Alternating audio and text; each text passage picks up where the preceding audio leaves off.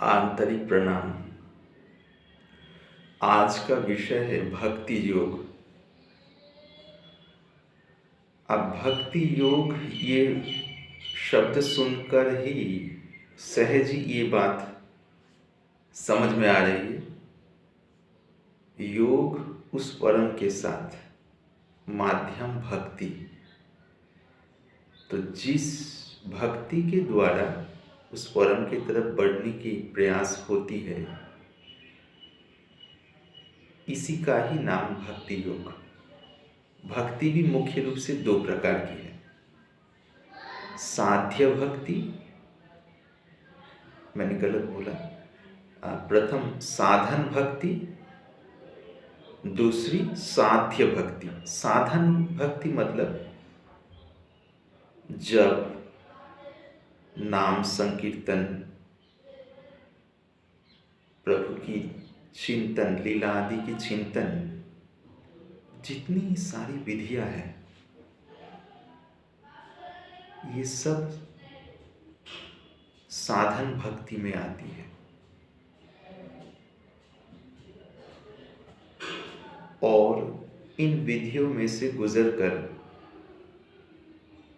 साधक के मन शुद्ध और कोमल से कोमल, नाजुक से नाजुक होते हुए जब प्रभु प्रीत में बिल्कुल सराबोर हो जाता है, पूरी तरह मन समर्पित हो जाता है,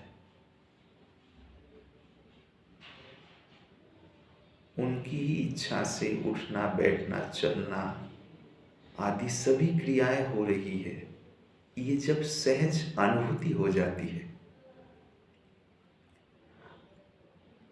और मन सदैव उनकी भक्ति की निर्मलता में, पवित्रता में और परम कोमलता और जैसे मानो मधुरता में गदगद अंदर से, ये आरोप करने से नहीं होता है। वो स्थिति आए तो अपने आप ये सब होती है। आरोप करने से वो सामयिक, कुछ समय के लिए, और आरोप करे तो उनके व्यवहार में सरलता, संयम, उदारता, अभय आदि जो सद्गुण हैं विकसित नहीं होते हैं। और वास्तविक भक्ति विकसित होने लगी तो ये सब सद्गुण उनके साथ ऐसे ही पाए जाते हैं। जितने सारे सद्गुण हम मानव के लिए नीति संबंधित उपदेशों में पाते हैं, वो सभी सद्गुण अपने आप विकसित होते हैं। भक्त ये नहीं कि कोई ढीले ढाले पन, कार्य में आलस करने वाला, चलो भगवान की मर्जी जब चाहे हो जाएंगे, ये नहीं।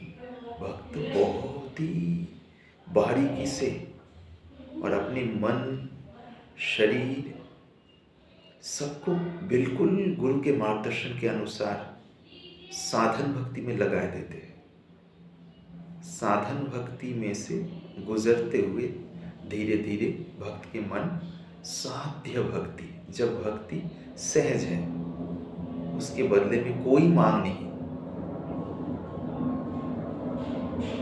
मांग वाले स्तर तो समाप्ति हो जाते हैं। अचाह स्थिति, उसमें सहज भक्ति की धारा। ऐसे शास्त्र में नवधा भक्ति के लिए बोले हैं। भक्ति की 9 जैसे स्तर, राजयोग में जैसे 8 अंग या 8 सीढ़ी या स्तर पाए, ऐसे भक्ति के लिए मुख्य रूप से 9 स्तर का वर्णन करते। फिलहाल हम उस विषय में विस्तार से नहीं जाएंगे, बस थोड़ी बहुत संकेत देने का प्रयास करेंगे जिसके द्वारा कुछ धारणा बने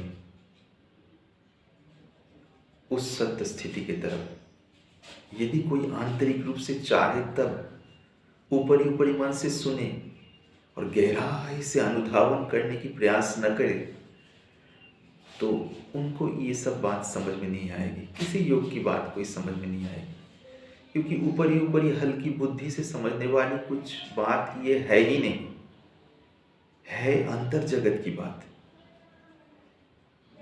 जितनी गहराई से हो सके समझे, फिर साधना में चले गुरु के मार्गदर्शन के अनुसार, फिर जाके जो समझ धीरे धीरे अंदर से पैदा हो, तब मानो थोड़ी थोड़ी समझना शुरू होती है। तो इसमें सीधी साधी विधि यही है कि भक्ति मार्ग में जो सिद्ध हुए हैं या भगवत कृपा के धन से जो धनी है, उनकी चरणों में आश्रय प्राप्त करें। और आश्रय प्राप्त होने के बाद गुरु शिष्य या शिष्या के लिए जो नाम उनको उचित लगे, के संस्कार के अनुसार, शिष्य या शिष्या के संस्कार के अनुसार, उनके मानसिक प्रकृति के अनुसार वैसा नाम दे और संबंधित विधि बताते हैं। जिन विधियों से चलते चलते वो चाहे गृहस्थ जीवन में रहने वाले हो या आश्रम जीवन में, चाहे किसी जगह पे रहने वाले हो, उसी के अनुसार ही गुरु विधि बताते हैं। और उस विधि के अनुसार चलते चलते दिन ब दिन उस साधक या साधिका का मन शुद्ध से शुद्धतर होते जाते हैं। मन शुद्ध होने लगे, हमने पहले ही बताया, जब तब काम, क्रोध, लोभ, मोह, मद, मात्सर्य, ये जो 6 रिपु है, ये अपने आप कम होने लगते हैं। बल्कि इन रिपुओं की दिशा इष्ट की तरफ मुड़ जाती है। सच्चाई से ऐसा होता है। ये एक अद्भुत, जैसे अकथनीय कथा। तो धीरे धीरे साधक का मन या साधक की चेतना सामान्य प्राकृत चेतनाओं में से उच्चतर चेतना में से गुजरते हुए उस परम शांति, परम समर्पण में जाके विलीन हो जाते हैं। तब सहजी अनुभूतियां होती है कि पूरे विश्व चराचर सब कुछ एक प्रभु के अलावा कुछ भी नहीं। प्रभु ही अलग अलग नाम रूपों में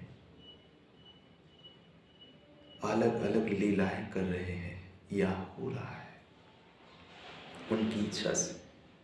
ये कहने के लिए बात नहीं, सीखी हुई बात नहीं, और केवल मान लिए वो भी बात नहीं। मन जब उस शुद्ध स्थिति में पहुंचता है, तब सहजी ये अनुभूति अपने आप दिल में उभर के आती है।